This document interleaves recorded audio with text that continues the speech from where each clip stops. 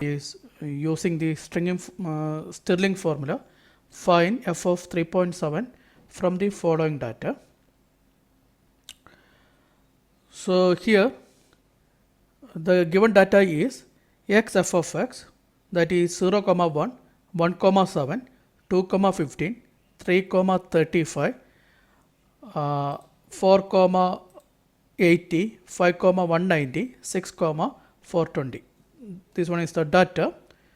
So by using Stirling's formula, we are asked to find f of 3.7. So in order to use Stirling's formula, what we need?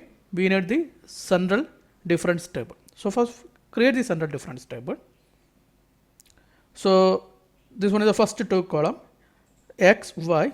So this data is copied here, 0, 1, 17, 250, 335, 480, 5, 190, 6, 420.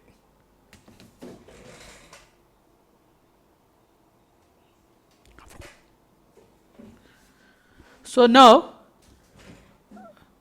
by using this data, so instead of f, I used y here, no problem with that. So by using this data, we are going to find the first central difference, that is theta. So please note 7 minus 1.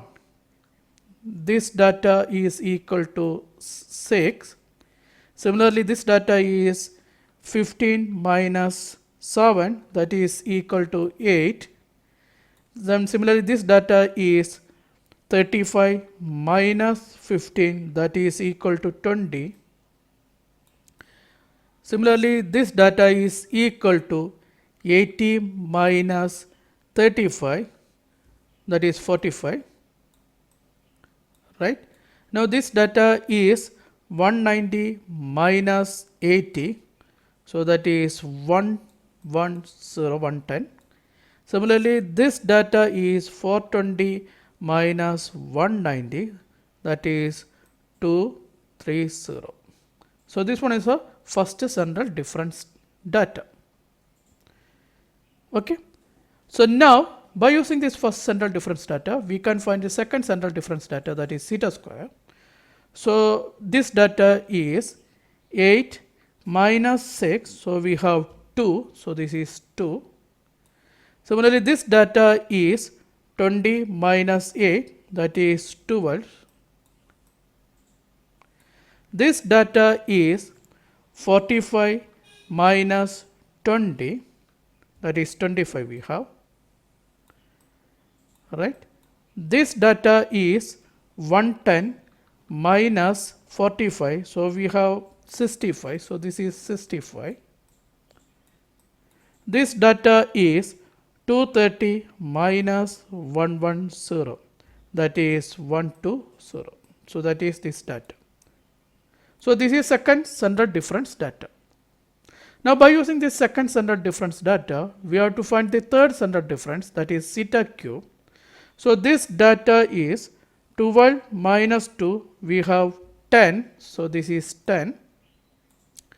Then this data is 25 minus 12, that is 13. Now this data is 65 minus 25, that is 40. This data is 120 minus 65, that is 55. Okay. So this is third central difference data.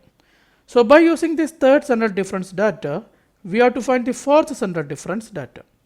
So here this data is 13 minus 10, that is 3.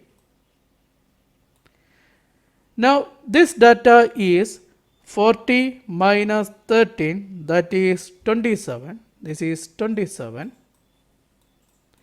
This data is 55 minus 40, that is 50. So this data is 50.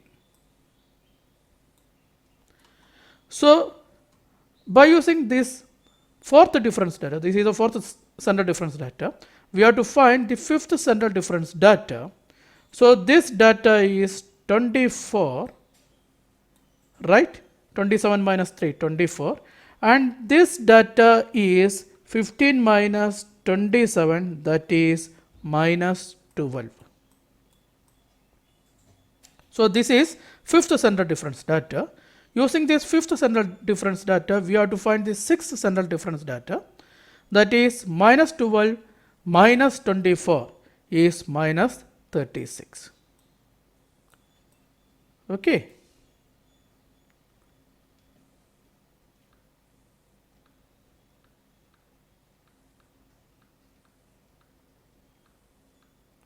So now what we have to do? Now by using this central difference data, we are going to find the YP value. So before that, if you are using central difference data, what is X0? Here you can see that we have 7 data. 1, 2, 3, 4, 5, 6, 7. 7 data are there. So the fourth data, that is, this one is taken as X0. So we have to use the central data like 35, 25, 27, minus 36. What are these data? This is Y0, this is theta square Y0, this is theta raised to 4 Y0, this is theta raised to 6 Y0. So here theta raised to 1 Y0 is missing. So we have to use the average of these two. What is the average of these two? Average of these two are 20 plus 45 divided by 2. So this is 32.5. Wherever we are asked to use this average, that is theta y 1 by 2 plus theta y minus 1 by 2 divided by 2, we have to substitute this value 32.5. Similarly, here we have to use the average of these two data, that is 13 plus 40 divided by 2, that is 26.5. This is 26.5. Then similarly, here we have to use the average of this data, that is 24 plus minus 12 divided by 2, that is 6. Okay. So please note, this 32.5 is nothing but theta y 1 by 2 plus theta y minus 1 by 2 divided by 2. This 26.5 is nothing but theta cube y 1 by 2 plus theta cube y minus 1 by 2 divided by 2. And this average is, this 6 is theta raised to 5 y 1 by 2 plus theta raised to 5y minus 1 by 2 all divided by 2. That is this 6. Okay. So we are going to use these data. So now, before going to our thing, here I told you this is X0. So X0 is equal to 3. What is H? The difference between adjacent data, that is 1 minus 0. H is equal to 1 minus 0, that is equal to 1. What is XP? This is XP. 3.7 is XP. This is XP. So now by using this data, we are going to find P. So XP equal to X0 plus PS. So it will give P equal to XP minus X0 divided by H, that is 3.7 minus 3 divided by 1 equal to 0.7. Is it okay? So now we are going to use the Stirling's formula. So what is Stirling's formula?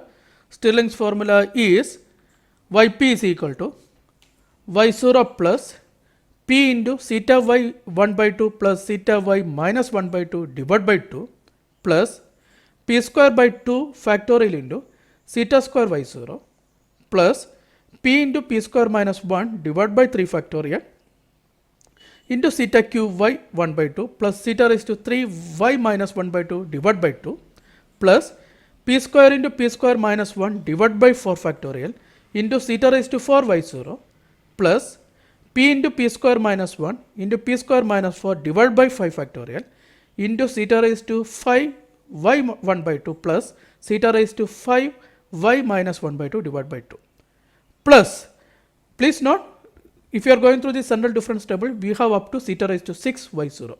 So we need one more term here. What is that? From the previous term itself, we can write the next term, that is, this is P. So we have to write the next one as P square into P square minus 1 into P square minus 4 divided by 6 factorial into theta raised to 6 y0. Theta raised to 6 y0.